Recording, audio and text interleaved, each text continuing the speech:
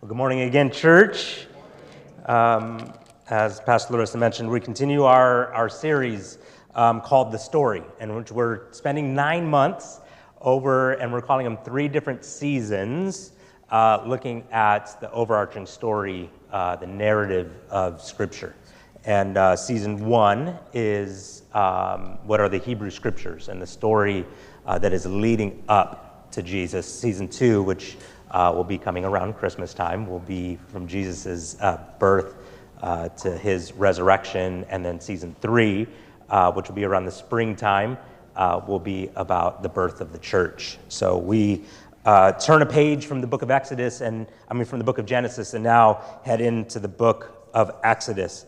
And we will be looking specifically at the point in Scripture in which God reveals his name to Moses and to the people of Israel. But before we get into that specific account, I just wanted to reflect somewhat briefly on the beginning of Moses' life. When you read through the book of Exodus, specifically chapter 2, you'll notice that Moses goes a long time without a name. It's actually, if you look at chapter 2, verses 1 through 3, and I'll just read a little bit to you, it says, "About this time, a man and a woman from the tribe of Levi got married. The woman became pregnant and gave birth to a son. She saw that he was a special baby and kept him hidden for 3 months.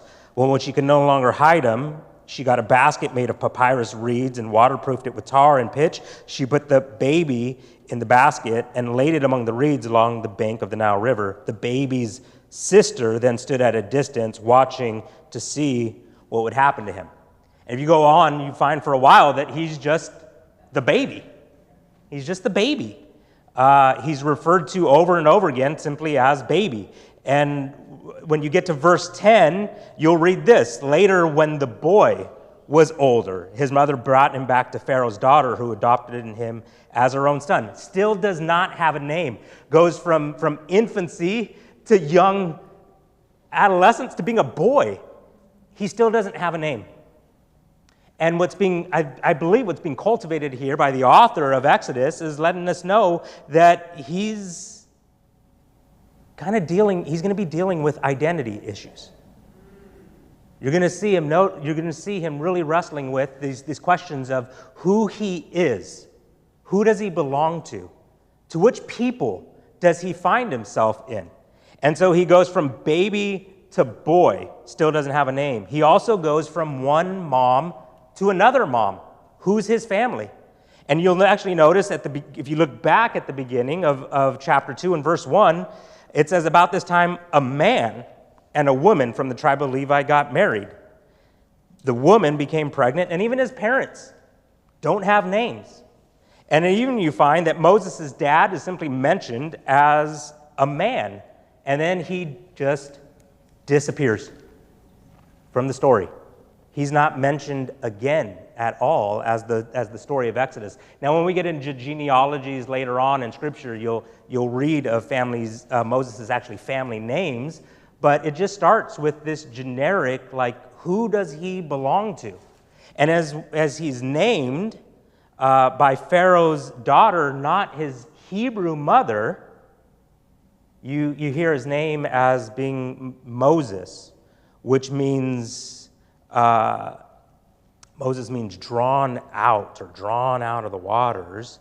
And many people have observed that the name Moses actually has an Egyptian meaning to it. You don't read it here in the book of Exodus, but if you were to look up at the etymology of the word Moses in the Egyptian language, it means son of, but nothing else. Not son of Ramses, not son of any other Egyptian gods, not son of Pharaoh. His name just means son of. Son of who? And that seems to be the point that's trying to be portrayed here as this goes along. And then the story fast forwards, went very quickly through his life account in Exodus chapter 2. And so then you find yourself in verse 11, where we see him go from boyhood into adulthood. And here in this point, now we see Moses still straddling these two worlds. Is he Egyptian? Is he Pharaoh? Who's his parents? What's his name? It's still in all this identity tension that's going on. In verse 11 of chapter 2, you read, many years later, when Moses had grown up, he went out to visit his own people. And so there again is bringing to the surface this tension that exists, that Moses has a people. Actually, the author of Exodus will make sure to point out twice in just really rapid order that he calls the Hebrews his very own people. But also in this point of tension is that we're told that Moses has to go out to actually see his people. So what does that portray to us? That he's a man on the outside of his people. To even be able to see his people, he has to leave the palace of Pharaoh to actually go out and to visit his people. And maybe Bible nerds, fellow Bible nerds, like you begin to see the emergence of a man who lives maybe on the outskirts, maybe a shepherd who lives in the hills, who's kind of unknown by his people, who's overlooked and is going to be raised up by God to be a king and a ruler and a deliverer for his people. And you kind of think, oh, like maybe there's some things being developed here about the story of David that you'll see in the Hebrew scriptures, and then Jesus, that when he emerges on the scenes, we're told, Nazareth? What good comes from Nazareth? Right? It's just this guy that lives on the outskirts of his people. And there's some kind of storyline that's being developed here by Scripture. But all that I want you to take note here is that Moses is on the outside. There's all this identity stuff kind of happening in his life. And here in this scene, at the next part of Exodus, he comes out to see his people. And Moses sees in this moment that it says his fellow Hebrew is being beaten by an Egyptian. And Moses looks around and sees that no one's paying attention, and he kills the Egyptian and he buries him. And then the very next day, he goes out again to visit his people, and there his fellow Hebrews are fighting one another, and Moses tells them to stop, and in that moment, one of the Hebrews looks at Moses and says, "Who made you prince and judge amongst us? Are you going to kill us like you did that Egyptian?" And in that moment, Moses is now stuck, again, between two worlds, because right after that, we're told that Moses discovers that everyone knows about what he's done, and he goes and he flees because Pharaoh is out to kill him. And what's being developed here by this story is Moses is rejected by the Hebrews, but he's also being hunted down by the Egyptians. Where does he belong? Is he a Hebrew? Well, if he's a Hebrew, he's being rejected by the Hebrews. Is he an Egyptian? Well, the Egyptians want to kill him. And then you find him then at a well. And as he's sitting at a well, there's some women that are there, and they're drawing out water. And as they're drawing out water, some shepherds come along, and they chase the women away. And Moses' response is to chase the shepherds away, and the women are able to draw out water, and the women go back to their father. And interestingly enough, when they tell their dad the story of what took place, they identify Moses as an Egyptian.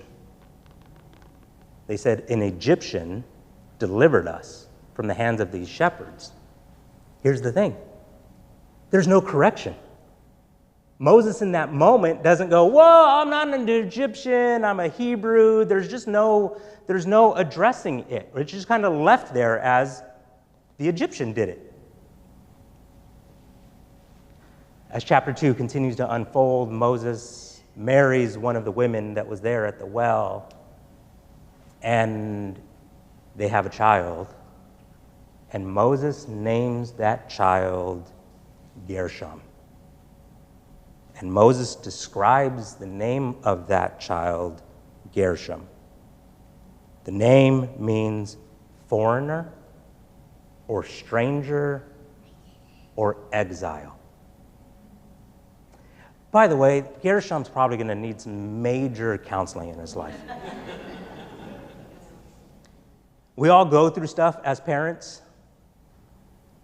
But can you imagine like your major point of hurt and pain in your life that you decide to name your child that? Like, here's my child, bankruptcy. Here, you know, like here's my child, and you just go through the list.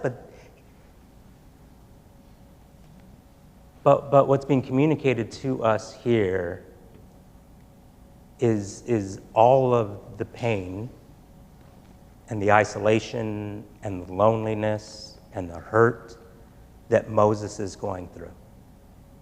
And he even says here in this account, Moses explains the name Gershom, and he says, I've named him this because I have been a foreigner in a foreign land. And right here with Moses, we just hear him express, I just feel like a stranger.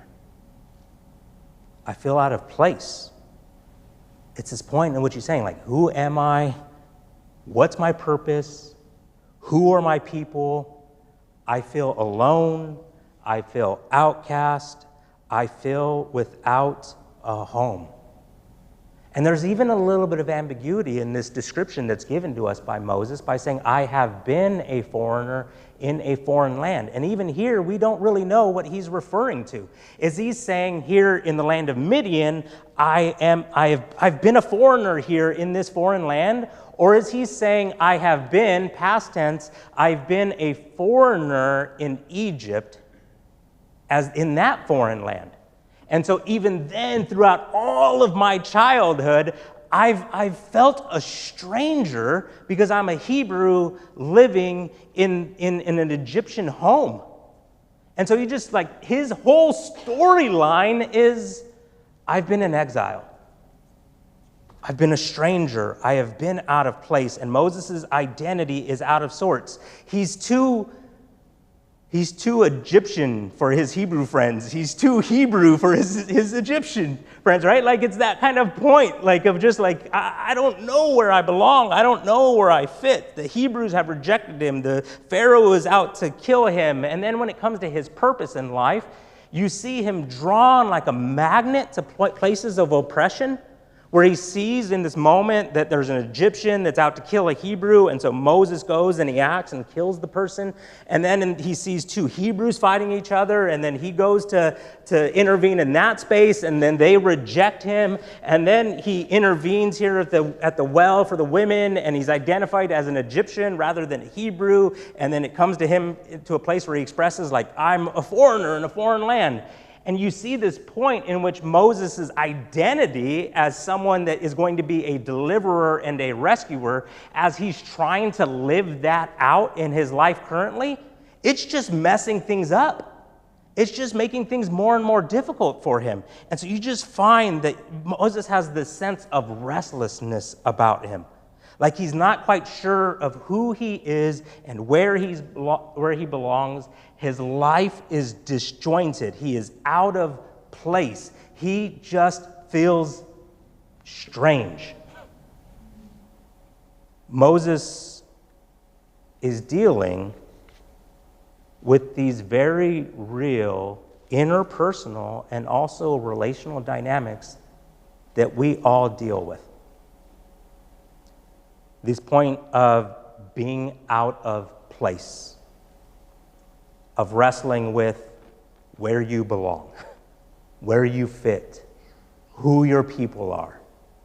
We reflected upon it as a church earlier in the service, right? Like that there's all this increasing political tension and divisiveness in the world around us. And I've had so many conversations with people that are just like, dude, I feel like an orphan when it comes to how everyone's dividing themselves up.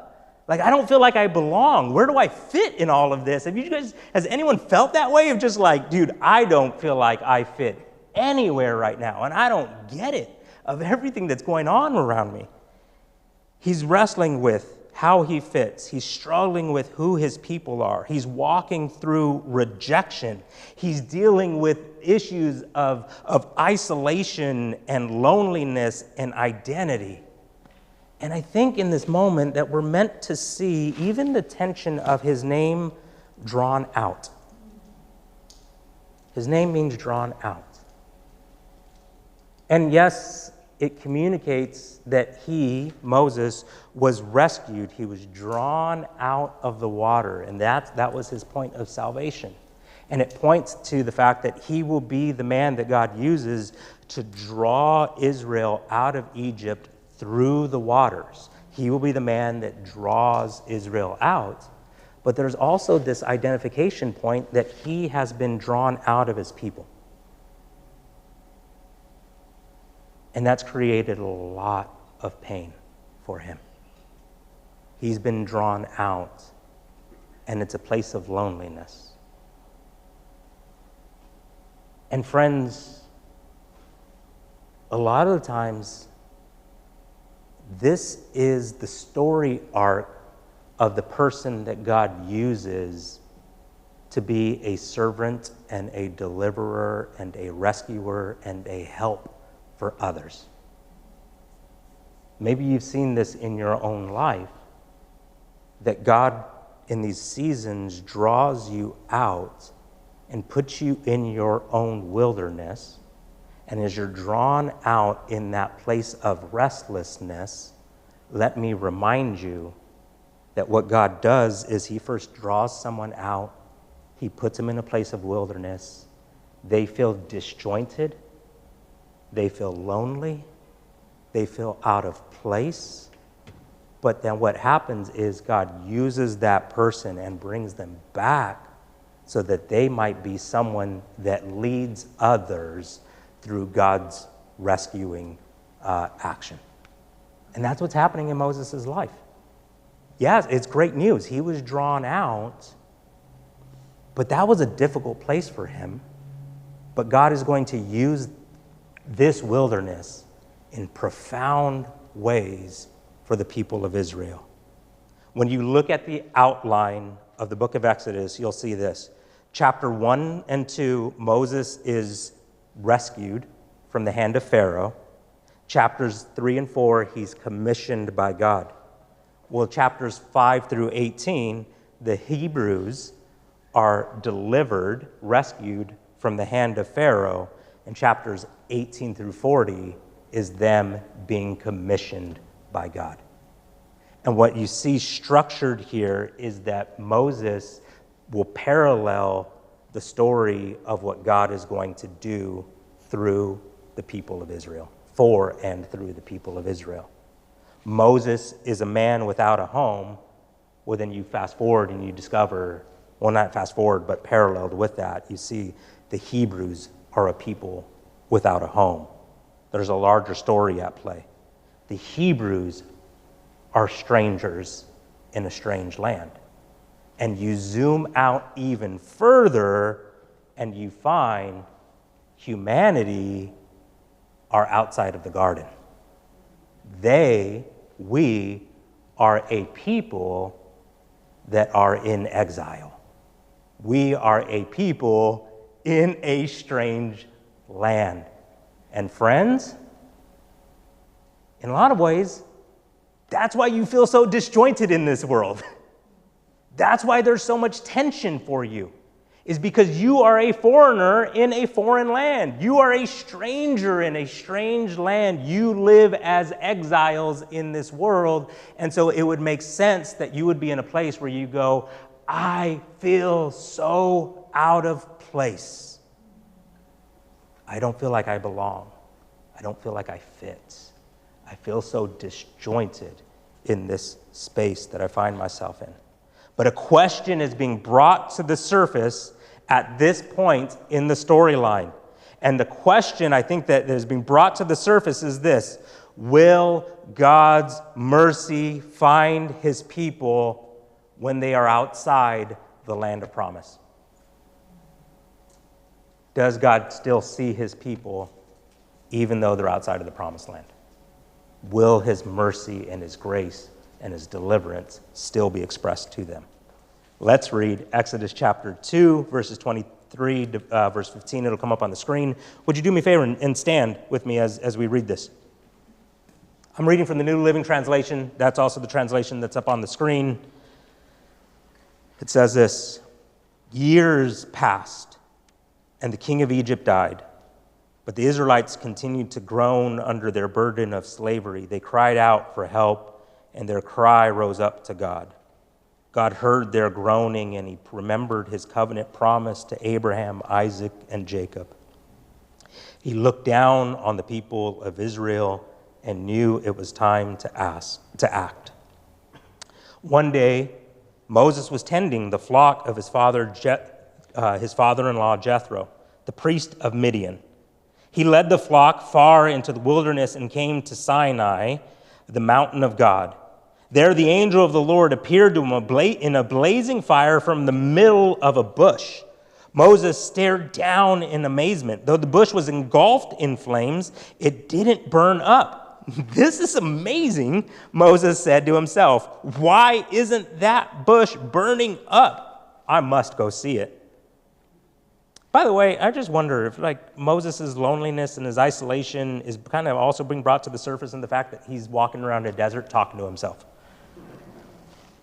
When the Lord saw Moses coming to take a closer look, God called to him from the middle of the bush, "Moses, Moses." "Here I am," Moses replied. Yes, by the way, you are supposed to think of Genesis 22 and Genesis 1 or Genesis 3 in hearing that. "Do not come any closer," the Lord warned him. "Take off your sandals, for you are standing on holy ground. I am the God of your father, the God of Abraham, the God of Isaac, and the God of Jacob." When Moses heard this, he covered his face because he was afraid to look at God. Then the Lord told him, "I have certainly seen the oppression of my people in Egypt. I have heard their cries of distress because of their harsh slave drivers. Yes, I'm aware of their suffering, so I have come down to rescue them from the power of the Egyptians and lead them out of Egypt into their own fertile and spacious land. It is a land flowing with milk and honey, the land where the Canaanites, Hittites, Amorites, Perizzites, Hivites, and Jebusites now live. Look, the cry of the people of Israel has reached me, and I have seen how harshly the Egyptians abuse them. Now go, for I am sending you to Pharaoh. You must lead my people Israel out of Egypt." But Moses protested to God, "Who am I to appear before Pharaoh? Who am I to lead the people of Israel out of Egypt?" God answered, "I will be with you. And this is your sign that I am the one who has sent you. When you have brought the people out of Egypt, you will worship at this very mountain." But Moses protested, "If I go to the people of Israel and tell them, 'The God of your ancestors has sent me to you,' they will ask me, 'What is his name?'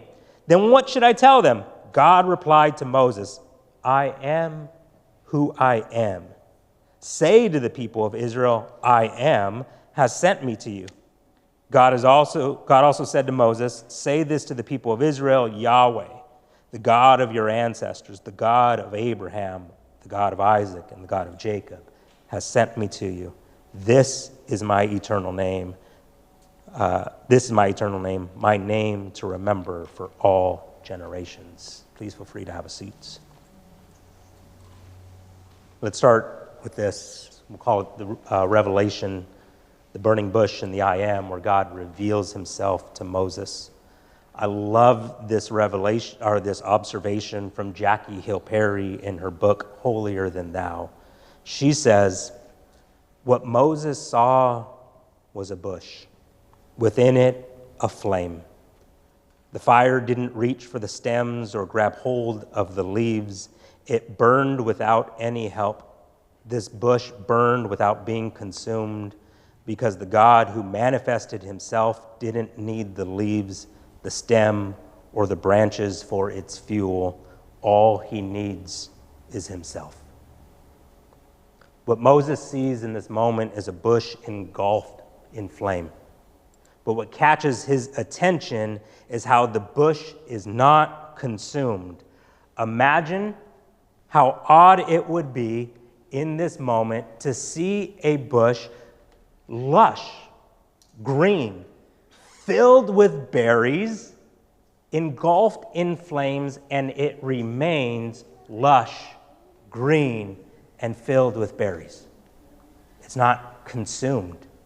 I know in a lot of our art, we portray it as just a bush of twigs. But no, this was this lush, green likely bush that was there in front of Moses, and it stays that way as the flames are raging from within inside it. Moses draws near and has this encounter. As the encounter goes on, Moses asks who God is, what's his name, and God says, I am. The revelation of who God is here in the fire is that he is a God that doesn't need the bush to burn. He's I am. He is self-sufficient. He does not need this bush in order to burn. But imagine for a moment the absurdity of God coming to this bush and saying, I would like to use you to demonstrate my glory, and the bush responding, I don't have enough fuel to keep you going. Imagine that. Here's Jackie Hill Perry again. God is the epitome of independence. He is free in the truest sense of the word, meaning he is free from the need of anything else but himself for him to be. Everything that is needs something outside of itself, both to begin and to continue. The very fact we all have a beginning distinguishes us from the I am who has life in himself. God revealing himself as the I am, the self-sufficient one, the one that doesn't need the bush to actually fuel his flame, speaks beautifully to Moses' insecurities, speaks perfectly to where Moses finds himself in life. What is God doing in this moment? God in this moment is installing Moses as a prince and as a judge. You think about the book of Judges, that means like that he's going to be the one that rules over the people of Israel. He's going to be their judge. When God comes to him and says, I'm sending you, Moses' response to God is, who am I to stand in the courts of Pharaoh, and who am I to lead the people of Israel? It's intriguing that Moses asks that question, because who would stand in the courts of Pharaoh? The princes of Egypt would. And who would lead the people of Israel? What would they be known as? They would be known as a judge. When Moses last was in Egypt, and his last encounter he had with any Hebrew, the response that he was given to by a Hebrew man was this: who are you? Who made you to be prince and ruler over us? Does it seem like those words have stayed with Moses? Does it seem like those words have instilled within him a sense of insecurity, of imposter syndrome? That it's not coincidental that the last words that the Hebrews spoke to him was, who are you? Who are you to be prince? Who are you to be judge? And that Moses' first response to God, when God comes to him and says, I'm sending you to the people of Israel, that Moses in that moment would respond, who am I to stand in the courts of Pharaoh? I'm no prince. Who am I to lead the people of Israel? I'm no judge. Those points of insecurity, those points of pain, definitely coming to the surface in the life of Moses. And notice God's response. God's response isn't, Moses, you have potential. Moses, I've seen you. Moses, I've seen your strength. Moses, man, you've got it within you, bud. You could totally do this. Moses, the response of God to all of Moses' insecurities, all of Moses' angst, all of his questioning, all of his pain, God's response to him is, I'll be with you. I'm with you. And the connection here to the burning bush is, yes, it would be absurd for a bush to tell God, I do not have enough fuel to sustain your flame. And God's response to that bush would be, I'm doing it. I'm the one that's with you. And God's response here to Moses is to have him connect the dots and to see that you are that bush. You're the bush, Moses. And I will set your life aflame.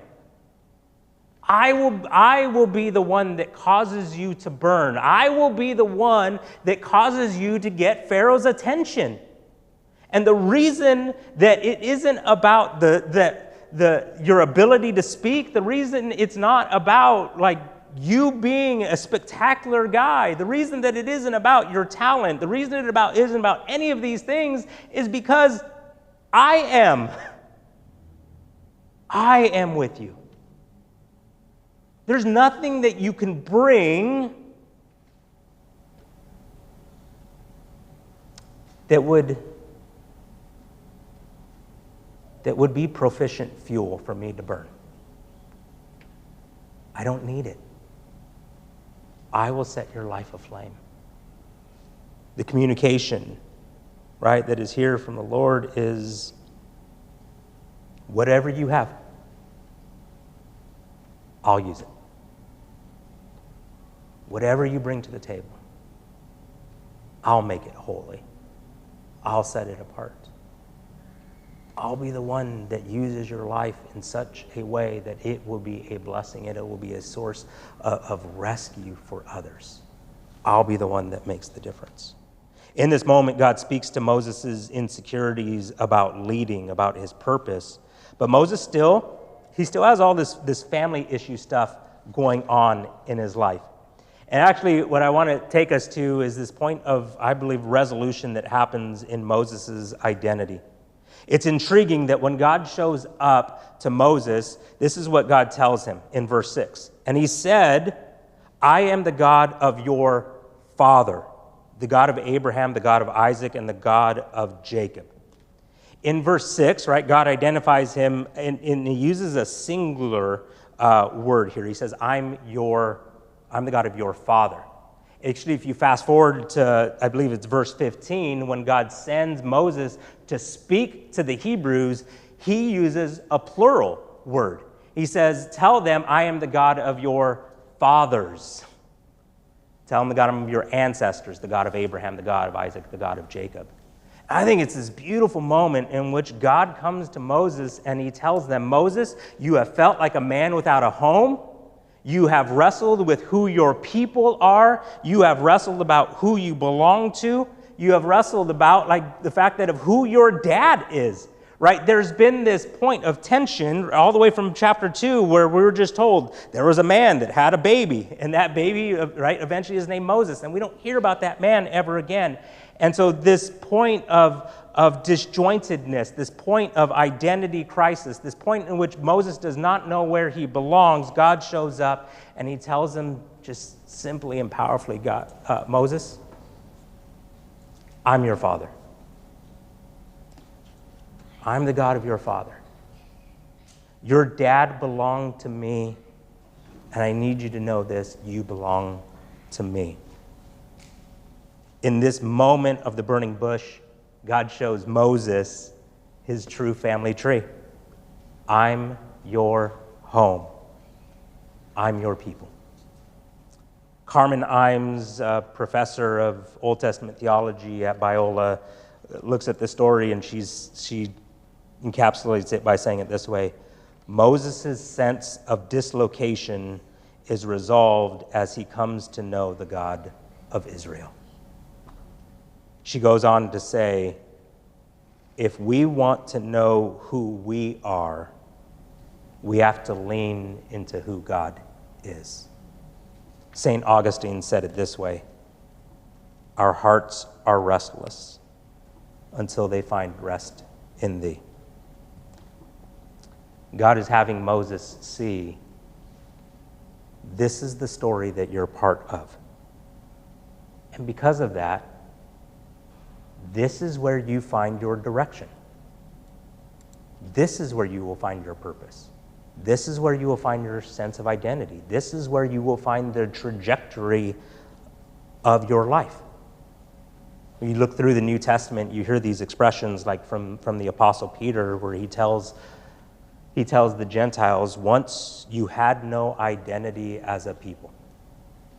Now you are God's people. And in Colossians, Paul has this expression where he says, all things were created through him, Jesus, and for him. He is before all things, and in him all things hold together.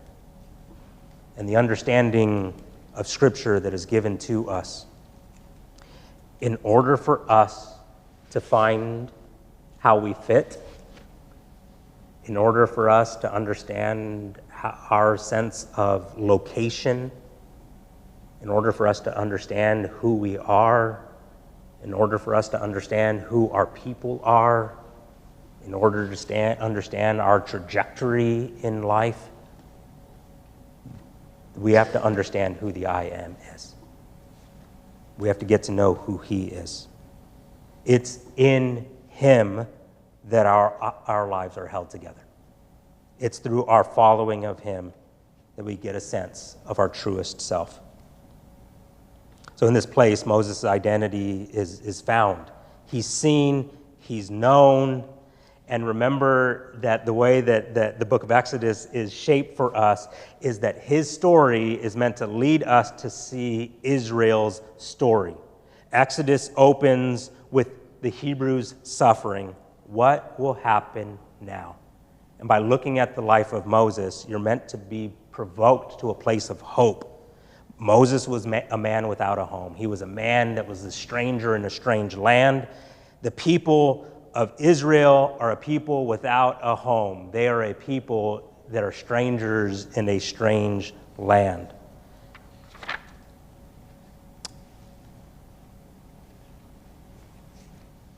When you look at the structure of the burning bush episode, you'll see that the burning bush episode has this intentional frame around it. So you'll read in the end of chapter 2, you'll read this. Their cry for rescue from slavery came up to God, and God heard their groaning. Then the story of the burning bush is told, and then right after the story of the burning bush, God says this to Moses, and now behold, the cry of the people of Israel has come to me, and I have also seen the oppression which the Egyptians oppress them. There's this intentional frame where the burning bush is, the revelation of God being the God of I Am, and the intentional frame around God being the God of I Am is God hears Israel's crying. God sees their suffering.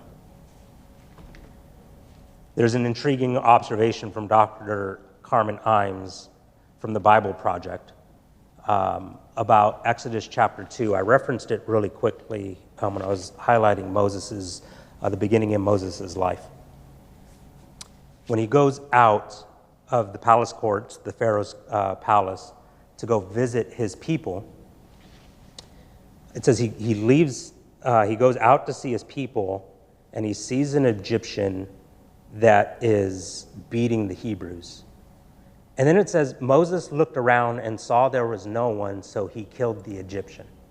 On first reading, like you, I read that as Moses looked around to make sure that he wasn't going to get in trouble, and so he killed the Egyptian. Dr. Carmen Imes presents this idea to us that yes, that's true, but also what's happening here is that Moses sees the Egyptians oppressing the Hebrews, and he looks around and no one's doing anything about it. He looks around and he notices no one's watching. And her hypothesis or her idea here to this passage is that what's taking place is that this is how all of Hebrew feels, that this is how all of Israel feels. That they see the oppression that's taking place, and they're looking around, and they feel like no one's watching. No one sees. No one sees what we're going through. And then when you get to the story of the burning bush, it is this word from the Lord to Moses that says, I see. I see what's taking place. I see what they're going through. And I'm moving towards them. Moses thought no one was around. And God is showing up to tell him, I've got my eyes on all of it. I see that it's taking place. I see what's happening, and I'm on the way. I love the double meaning that the Bible Project gives to us when they describe the Bible this way. They say that the scriptures are a unified story that leads to Jesus. And the double meaning is, yes, the scriptures quite literally lead us and prepare us for the person of Jesus. But it's also this understanding that we read this story because we are a people that need help seeing Jesus. And we read this story because a lot of times in our life, it's really difficult to see Jesus. That a lot of moments in our life, we feel like God's not watching. That we, like Moses, are looking around and we feel like no one's doing anything. And then, like Moses, we take things into our own hands and we muck it up. That's the story that's taking place here. And so God's message to Moses is this: go tell the people of Israel, I see them. And I'm moving toward them. And the reason that's the message is because God's people regularly need others to come and tell us Jesus is on the way. That we're a people that need to be reminded that Jesus sees us and that is to be what we are for one another. That we are to be for one another this constant reminder that God sees you and He's on the way. Someone is watching. Someone does see you. Someone does have their eyes upon you. Someone does see exactly what you're going through. And He is on the way. He's showing up. And the ongoing joyful conviction of the gospel is Jesus is alive. Because the reason that we need to constantly hear this news is because we regularly wrestle with that. We regularly are in a place of feeling like, God, do you hear me? And the story leads us to Jesus. It leads us to be reminded He does hear you. We are regularly people that feel like, God, are you seeing? And God says, yes, I see you. We read this story because we are regularly a people that feel like, God, are you familiar with what I am going through? And this is a story that leads us to see that Jesus sees us, that He is on the way. And where it feels like He's unfamiliar with our story, He does know our story. And where it feels like He doesn't see us, the story reminds us He does see you. And when in these moments in life where it feels like He doesn't hear our prayers, the story reminds us He does hear your prayers. And in these moments of life where it feels like He's indifferent to the suffering that we're going through, that the story would remind us He's not only compassionate and caring and sees the suffering that you're going through, but He is on the move Friends, here's my recommendation to you, is that you maybe would grab the Bible of your friend next to you or highlight for them in the Bible app right now, that you for them right now would underline, highlight, circle for them this verse here in chapter 3, verse 8. And it's God telling Moses, tell them, I have come down to deliver them. That's why we read this story. To be reminded, God is not distant.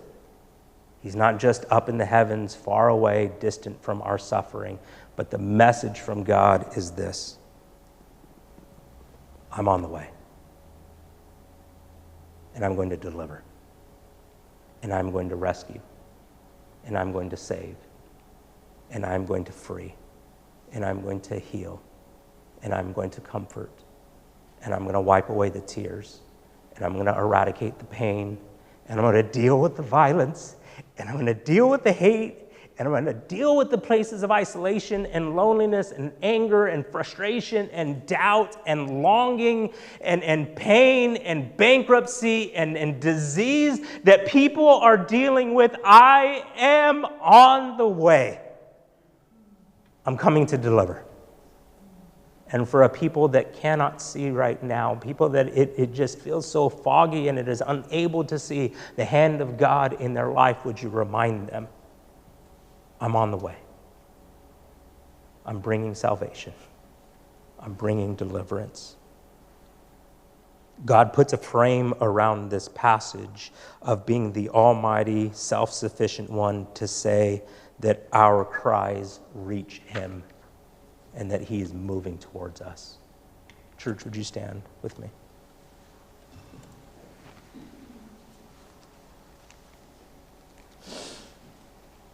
Thank you for being Emmanuel. Thank you for being the God that dwells with us. Father, would we know your abiding presence this week? Would we know your comfort, your joy, your delight, your healing, your rescue? Would we see your provision? Would we see your presence?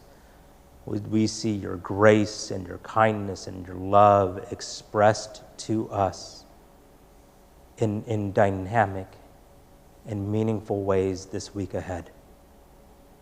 For those of us that it has been hard to see you this past week, would you open our eyes? Would the scales fall away? And would we be a people that are able to lean into your abiding presence this week? And so we say that in Jesus' name. Amen.